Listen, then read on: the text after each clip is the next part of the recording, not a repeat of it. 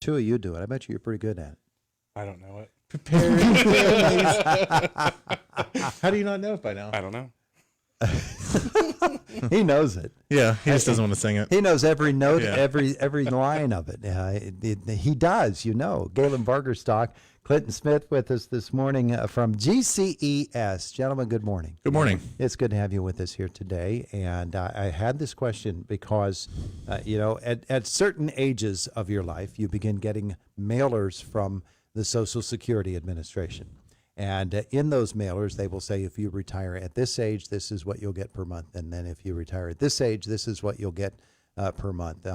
I think it's 65 years and 10 months is when you are eligible for full retirement benefits or whatever that is. And so that's when you can retire.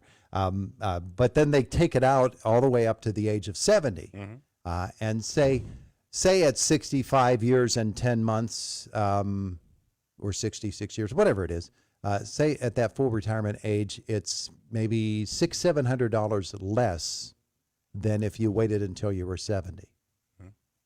Obviously, there's a big difference between $700 and no dollars at all. Yeah. But is it wise, therefore, to wait until you're 70 because then you'll get the full amount? I get this. This is like one of the most popular questions people ask. I knew that. Yeah.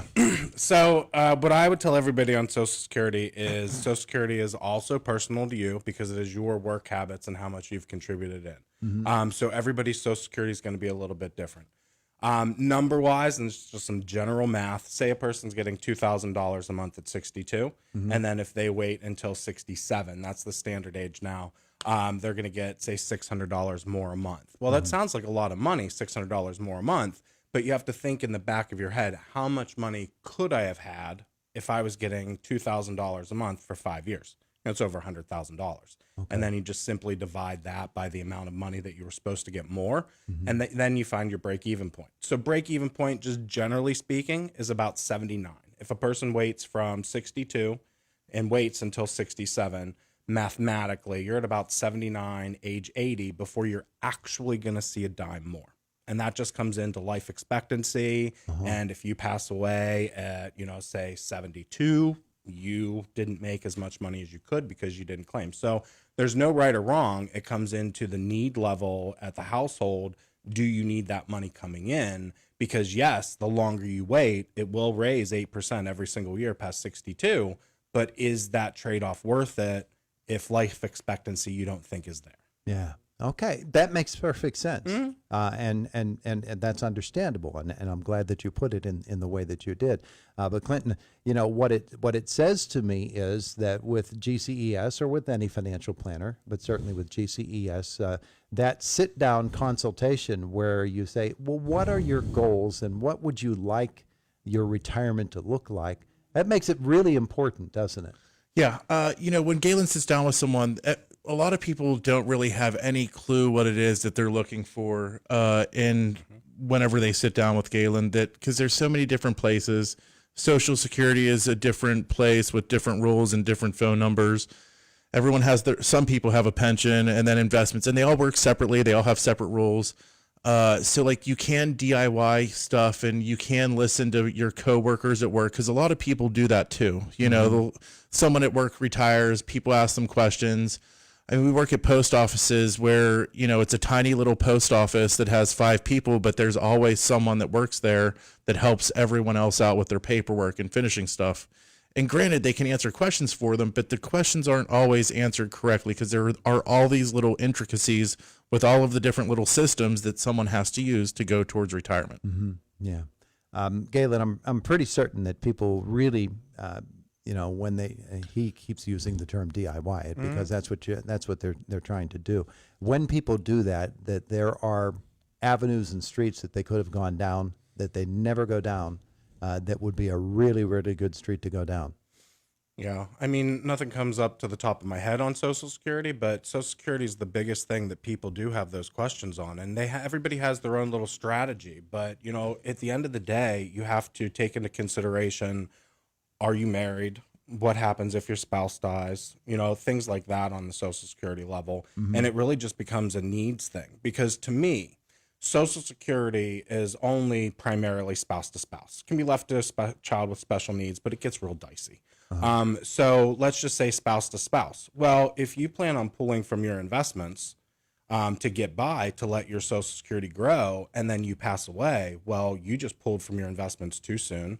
You could have had money from Social Security, but you didn't. You pushed that away. So you took away from your household and a legacy that you could leave on. So whenever you're doing your Social Security draws, you have to think of all of the money that you could be leaving on to your loved ones as well, the trickle down effect, because that money, if you're not pulling it from the investments to substitute Social Security, it's fine because you still have that money growing. But if you're pulling that money now to let the Social Security build, to me, it's a little bit wrong. And again, it's case by case basis, Sure. but it's good to have that conversation in your head and think, what do you want to do? Because when you come in and sit down with me at the office, I'll lay it all down for you, you know?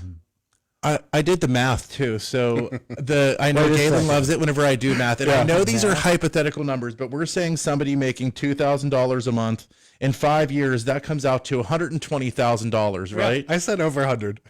Okay, so then take it the next step. If the increase was $700, We said 6.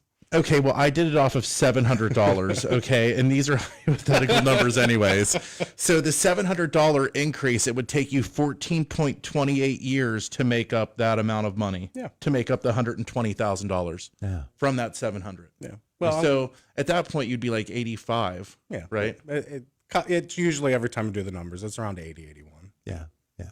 We're going to trust his numbers. We'll trust his numbers, yeah. But Social These are Security, really good hypothetical yeah, numbers. But I Social love doing Security math gives on you like live. 62, you're getting 2150, 67, you're getting 2890. You know, and while we're talking about Social Security, because we just talked about this again, Social Security, you said when you get that statement in the mail, they don't like to mail statements to anybody anymore. Social Security is trying to get everybody to go online.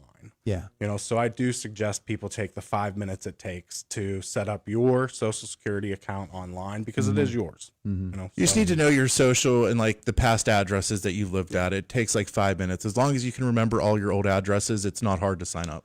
A big part of people who are planning for retirement is the number one expense once you get into your retirement years, and that is your medical. Yeah. Because people meet on the street. That's all they talk about. When's my doctor appointment? Where's your doctor appointment? And on it goes.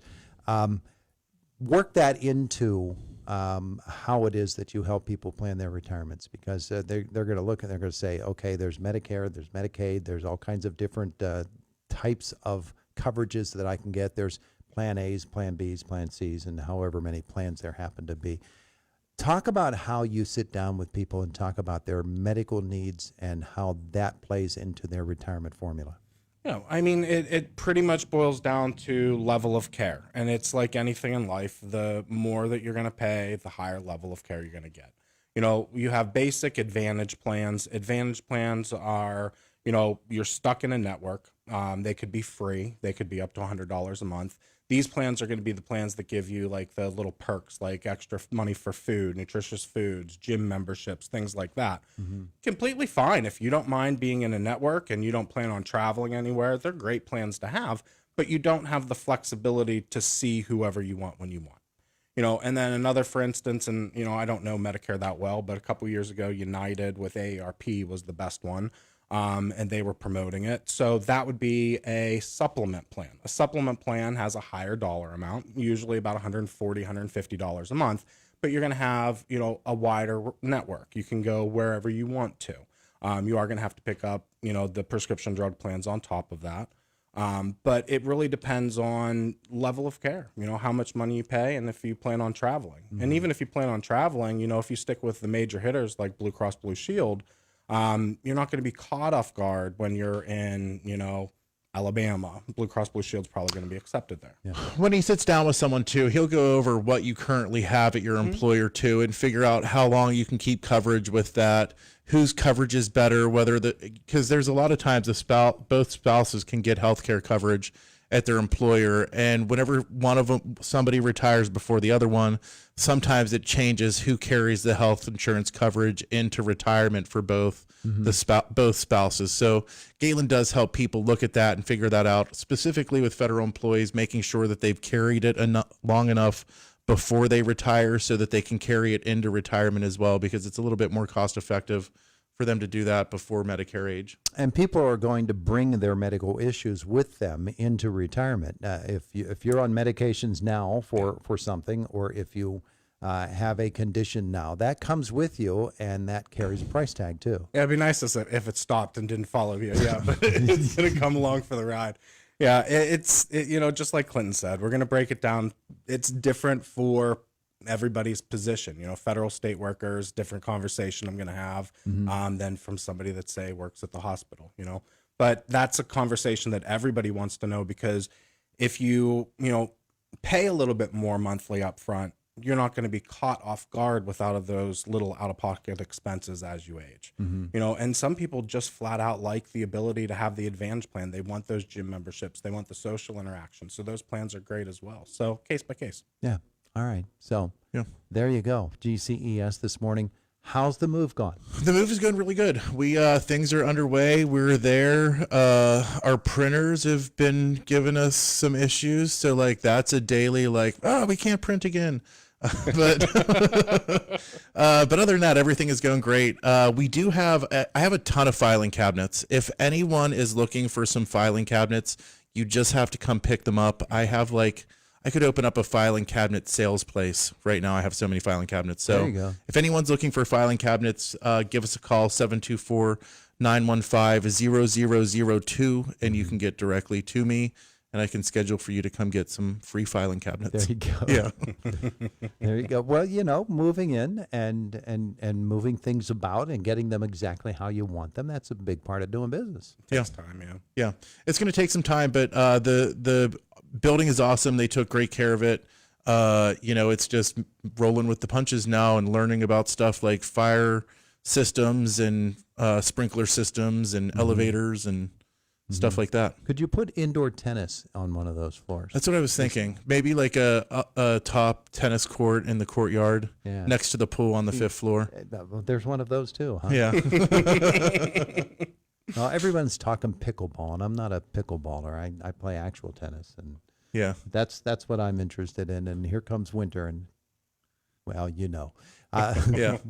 All right, fellas. Well, thanks so much. People want to know about GCES. They want to get involved with you. They want to begin to think about their retirement, or they want to adjust the retirement packages that they already have in place. What should they do? Just give us a call, 724-915-0000, and schedule your appointment. We do appointments in our office at 43 South 9th Street. You can also, if you're listening to this, we'll meet you in your home. Galen will come out and sit down with you at your house, or we can meet on Zoom, the future. Yeah, wow. Yeah. Or the past. Yeah. And Galen, I just said that at the end of the thing, but it's true. People have had retirement plans in place for a while, and maybe they don't even know what it is anymore. So if they want to review that with you, come on in, you'll talk to them. Yep, get a fresh perspective, a new idea maybe, and just an understanding. There you go. GCES. Thank you, fellas. It's Indiana in the Morning. It's WCCS 101.1 FM, AM 1160, and WCCSradio.com. Boomer Sports next.